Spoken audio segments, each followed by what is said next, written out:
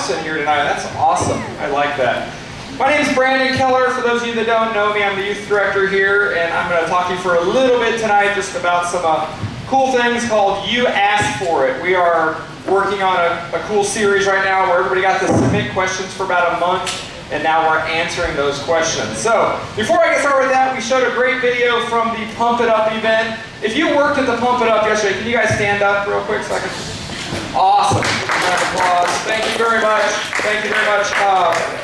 We had like over 35 students and a lot of the adult volunteers from 155 show up and volunteer, Pump It Up. It was hot though. Was it hot? Yes. I'm thinking we should do that event in October from now on. It was hot out there. But we had a great time. People were up on the road. They were washing windows. I saw Courtney Thor like climbing on some guy's four-wheel drive. I mean, there was all sorts of stuff going on, but it was a great fun event. So if you didn't go, plan on going next time because it is definitely fun. So tonight we're going to work on some more questions that you asked for. Last week Chris kicked it off and he answered 10 questions that you guys asked.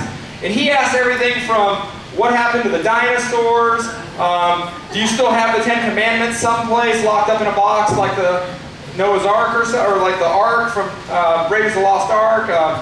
If you're already saved, can you go ahead and just go wild because it doesn't matter? He answered if there was sports. We decided yes, there was definitely sports. Putting God first. All sorts of great questions that you guys asked, he was able to answer. There's something on the carpet driving me crazy. Okay.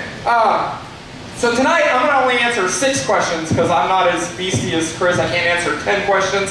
So I'm going to answer 6 questions for you tonight that you guys asked for in the survey. So question number 1, in your outline there, you just have a spot where you can just write down whatever you feel like. You can write a note to your neighbor, take notes, whatever you feel like doing in there. We just wanted to give you the opportunity to do that. And then in your bulletin there's also a connection card. We're going to ask you to fill that out. And when we get to the end, there's some next steps on the back we're going to ask you to think about. So, question number 1.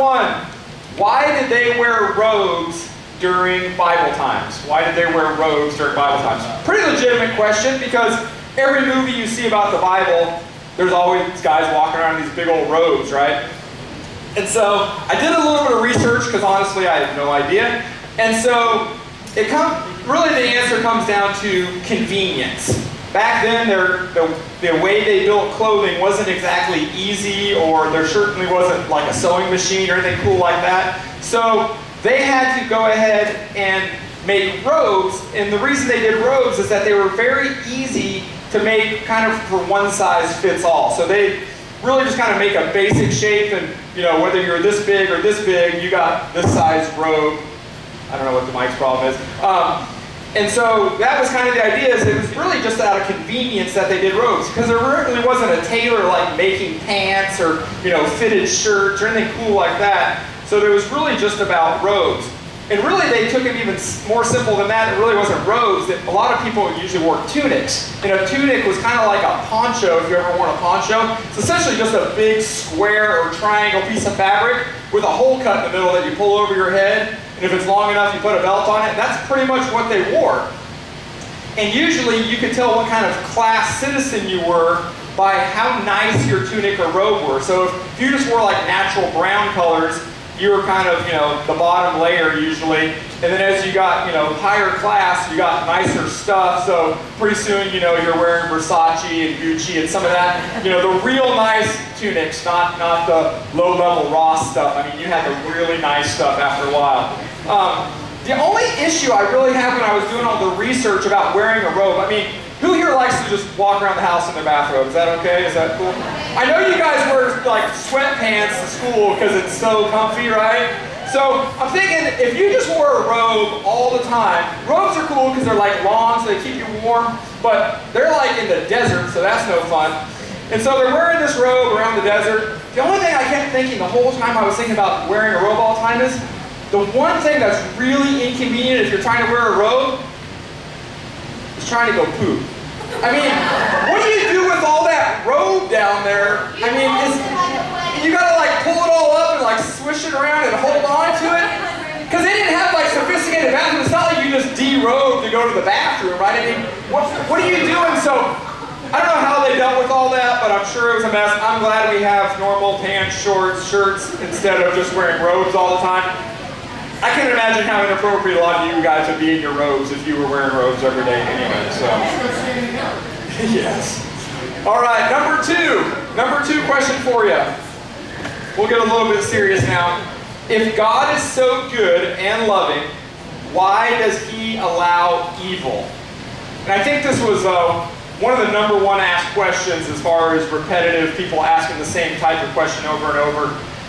And so I'm going to start with a Bible verse because we're a church, so it makes sense to start with a Bible verse. John 16:33 says, I have told you all this so that you may have peace in me. Here on earth you will have many trials and sorrows.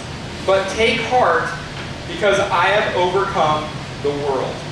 And there's a couple of key parts in there. It says, here on earth you will, not you might, you will have many trials and sorrows. So not only are they saying it's not going to be a might, but you're definitely going to have trials and sorrows. It says there's going to be many. So it's not you're going to get that one, you're like, oh, I'm glad I got that one over for my lifetime. No, there's more coming behind that. So you're going to have those trials and sorrows. And usually when people are questioning this, why does God allow evil, it's because a specific event happens. So maybe it's a plane crash or a loved one dies or we have September 11th. Why does God allow that stuff to happen? And unfortunately, the answer is we don't really know exactly why things happen because we can't see the big picture. We don't have enough perspective. All we can see is our little piece of life, and we don't really have the perspective to see everything. And so, one thing I wanted to make clear as we talk about this, though, is that God is not the creator of evil and suffering. Let me repeat that. God is not the creator of evil and suffering.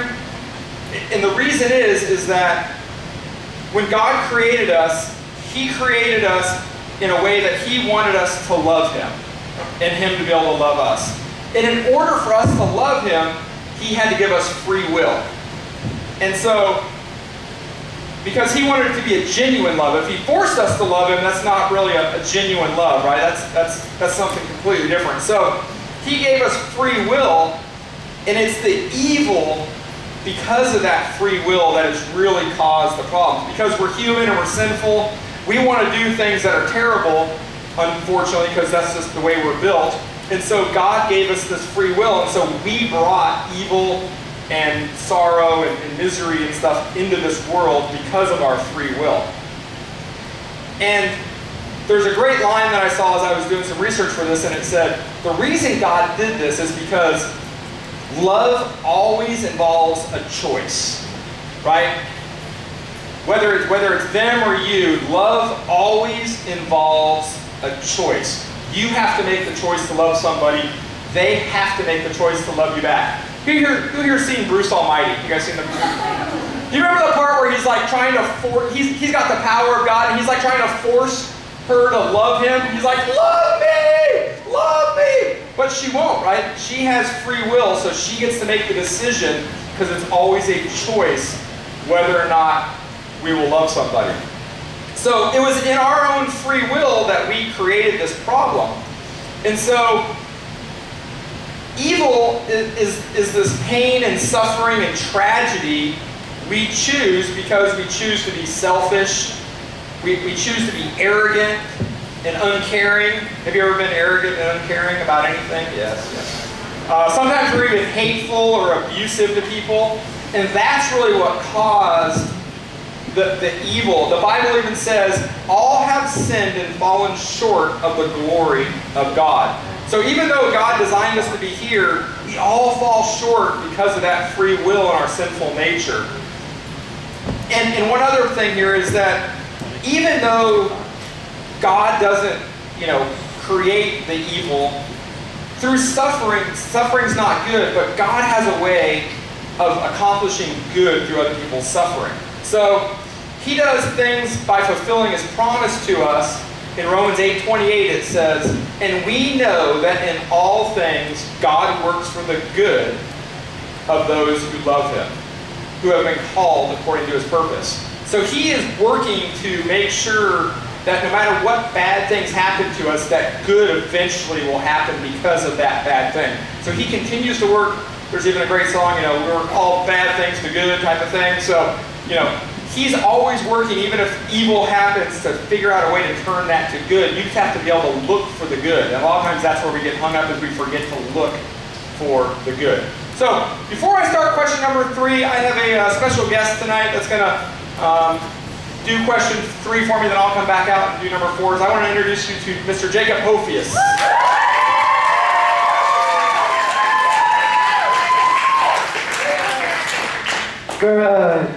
Whoa, that's loud. Those who don't know me, I am a freshman at Woodland, and I'm Jacob Hofius. Most people call me Hofius, the ones that usually hang around me. But the question for tonight is, does baptism save you? Now, before I actually answer the question itself, I'm going to explain what saving is. And what that is accepting Jesus into your heart and Him forgiving of your sins. And so, I'm going to answer the question now, after we've got that established. Baptism is a next step. It does not save you, and it next step. And so I have a verse. It's Galatians 3:27. Yeah. And it says, "And all who have been united with Christ through baptism have put on Christ like putting on new clothes." Now, baptism represents the death, burial, and resurrection. And I'm going to put the verse and what I just said into modern terminology. Just imagine that you came back from Ultimate Tron, which was like last night, and it was like awesome. And so you're all sweaty, and you do not want to be in those clothes any longer. So you're like, oh, I gotta get out of these clothes. So you get out of them. That's the old life. They're dead. And then you get in the shower. That is the resurrection, the cleansing. And once you get out, that you dry yourself off, and you put on your clothes, like comfy pajamas, or like Brandon said, a robe. I know those are comfy. Or just a pair of slacks and a t-shirt. And that represents the new life and what you are doing with Christ, your walk with Christ. And there's another verse to tie that in, and that is 1 Peter 3:21. And it says, "And that water is a picture of baptism, which now saves you, not by removing dirt from your body, but as a response to God from a clean conscience, is effective because of the resurrection of Christ." Now, I know it kind of sounds like I'm contradicting myself, but I'm not. It's saying that it's a response to God from a clean conscience, or your new life. And once you do that, that furthers your walk with Christ. Other stuff. And so it's not only the next step, it's a direct response to God, and it is a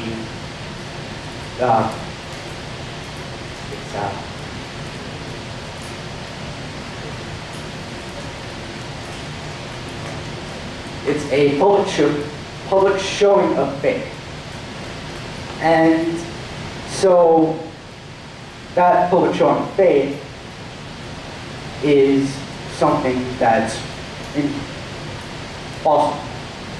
And so if people have accepted Christ but haven't got baptized yet, I encourage you deeply to take the next step of baptism. That is it.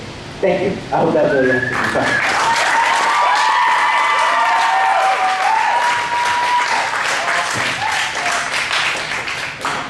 Thank you, sir. All right. Number four question, and this one got asked several times as well, and I'm not sure why, but I'm going to be doing some testing to find out. Did they have marijuana and other drugs in the Bible? Interesting. I'm glad they didn't list out all the other drugs that you guys might know about that might be in the Bible as well. So, I did a little research on this for you guys, and this is pretty much what I came up with. First of all, marijuana is a plant that was created by God. It wasn't man-made. So chances are there was definitely marijuana plants all the way back in the days. When somebody decided to start pulling the buds off of them and smoking them, I don't know. But the plants were definitely there, so who knows what could have happened back then. All the other drugs really nowadays are all really man-made things. Marijuana is really the only natural one. The rest of them are all really man-made. So most of those are pretty recent. But I do believe there was lots of drug-type things in the Bible and in those times happening. And in the Bible, they refer to the people that may have been making the drugs as sorcerers.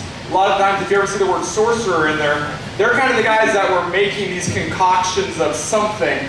And so what they did is they were always those guys that would kind of, you know, hey, I got that magic cure thing for you that will make you feel all better.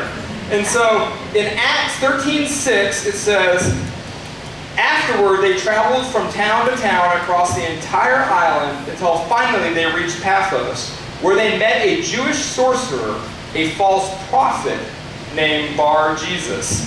Man, I guess you are a false prophet if your name's Bar Jesus. I mean, you're kind of asking for trouble on that one. And then in Acts 8 and 9 it says, a man named Simon had been a sorcerer there for many years, amazing the people of Samaria and claiming to be someone great. Sounds like a couple drug dealers to me. I'm not positive, but Bar Jesus and Simon definitely sound like some sort of drug dealer. So there's not a lot in the Bible or in history to tell us exactly, you know, which drugs they were used or you know, but most of the scholars agree that there was definitely some sort of drug-type use even back in biblical times. In thinking about it, I almost think that might be the reason people were so skeptical of Jesus when Jesus first hit the scene, is because they had been hearing these sorcerers for a long period of time talk about, oh, I got the thing that'll make you better. I can heal you. I can do this. I can turn water into wine. I can do all these other things, right? They have this magic potion that'll make you believe things happen.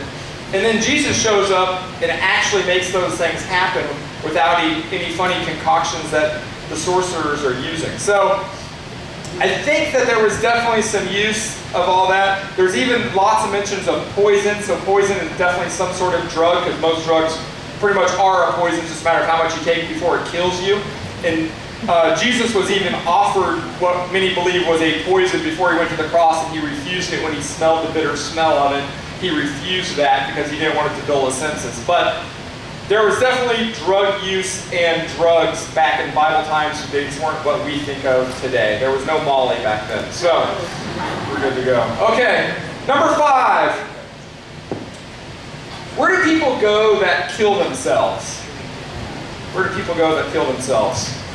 Man, I think I just heard the air get sucked out of the room on that one. This is a topic I've talked about in the past. It seems to come up every time we have a You Ask For It series. And I think it's one of those ones that there's just so much speculation around this one that it continues to get asked. And because there's so much debate, everybody has kind of their own opinion on it. And so because I have a microphone, that's what you're going to get from me tonight is my opinion, because that's all I can really give you. And I've done some research, but really this is what I got. So why does this question get asked so much? Well, one of the notions and thoughts that are out there is that people start to immediately believe that if you commit suicide, you immediately go to hell because essentially you've committed a sin, which is murder of yourself. and you haven't had time to ask for forgiveness of that sin. Has anybody else heard that? Is that kind of the gist of what you've heard, is that because you haven't had time to ask for forgiveness for your sin, you go directly to hell? So let me ask you something. If that's the case, if because you go to hell immediately because you sinned and then didn't ask for forgiveness, what would happen if there was maybe a sin you did in 3rd grade that you've never asked forgiveness for and maybe you forgot about it by now? Does that mean you go to hell for that sin that maybe you forgot about from 3rd grade? Or what about just a couple weeks ago when you were maybe coveting your friend's new iPhone or something? Maybe, is that a sin that maybe you forgot to ask forgiveness for? Or maybe there was that one time you said you were sick to get out of doing something, but you weren't really sick. Anybody ever done that before? Yeah. Maybe you forgot to ask for forgiveness or confess that one. And then some people get into this discussion about the murder thing and say, well, the reason it's so serious is because the murder, the sin of murder for suicide was premeditated. Well, I have some news for you. Pretty much every sin is premeditated. At some point, whether you admit it or not, you're making a decision whether or not you're going to sin. And then other people also believe that it's a level of sin thing. Well, because murder is the most serious sin, that's why you go to hell, is because that one is you can't be forgiven for that one. But I read stuff in the Bible and it makes me believe a lot of that maybe isn't true. And so Ephesians 2:8 says, God saved you by His grace when you believed. And you can't take credit for this. It is a gift from God. So if you can't be forgiven for murder, should that verse say something like, God might have saved you by His grace? Or, God saved you, but only if you confess every sin to Him? I mean, and then what about the heroes of the Bible? We have David, after God's own heart, David, who sleeps with a woman and then kills her husband. So, that's probably a problem. Moses kills an Egyptian slave owner. And yet we all believe these guys definitely are in heaven with Jesus, right? Because, they were these heroes of the Bible. And so we don't believe these people went to hell even though they committed murder. In 1 John 1:7 it says, but if we walk in the light as He is in the light, we have fellowship with one another, and the blood of Jesus, His Son, purifies us from all sin. Not some, not this list, but not this list. All sin is what it says. So to answer your question, my answer is, I believe that if you are a Christian and you've asked God to save you, if you commit suicide, I do believe you go to heaven.